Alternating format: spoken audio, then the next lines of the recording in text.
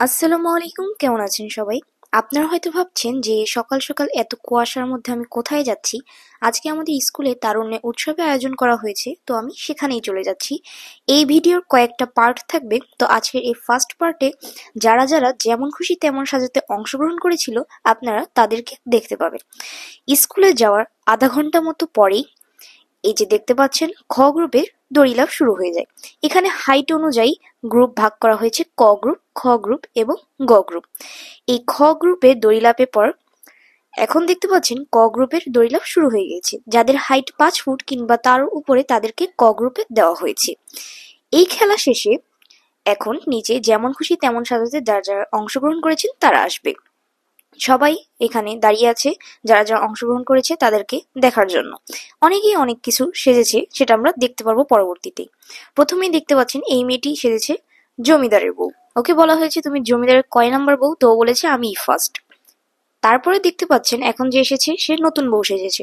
তাকে জিজ্ঞেস করা হয়েছে তুমি নতুন বউ কেন সেজেছো? তখন সে বলে যে অনেকেই অনেক কিছু সেজেছে আর আমার নতুন বউ সাজতে ভালো লাগে, এজন্য আমি নতুন বউ সেজেছি। এরপরে যারা যারা আসছে তারা কি সেজেছে এবং কেন সেজেছে তা আপনারা অরিজিনাল ভয়েসেই দেখতে থাকুন। তুমি কি সেজেছো? আমি একজন শিক্ষিকা সেজেছি। খুশি তেমন সাজা প্রতিযোগিতা আসছেন তাসনিয়া খাতুন।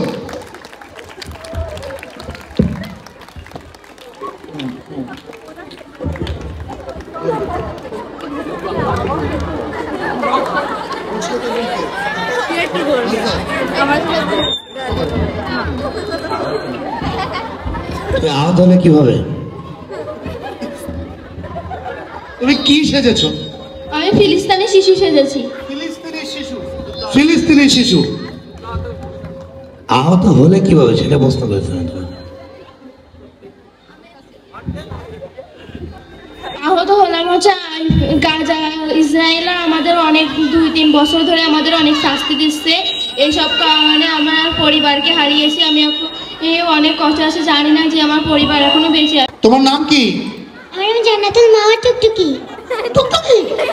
তাই তুমি কি সেজেছো? আমি গায়ের বধূ সেজেছি। গায়ের বধূ। রৌশি তুমি কি সেজেছো? আমি বেগম রোকেয়া সেজেছি।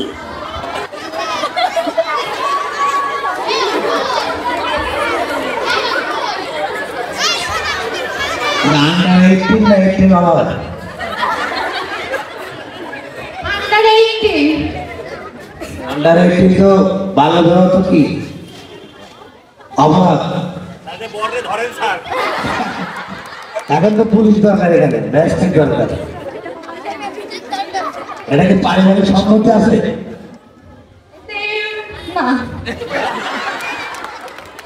পারিবারিক সম্পত্তি পাড়ায় দেখে গেছো? আমি ওটা অনেক ভালোবাসতাম। ওটা ছাড়া থাকতেই পারি না, ওই জন্যই সে কি কোনো কর্ম করে? না, সে একটা ভ্যান চালায়। এটা কি তার সাথে সাথে কোথাও ঘোরো?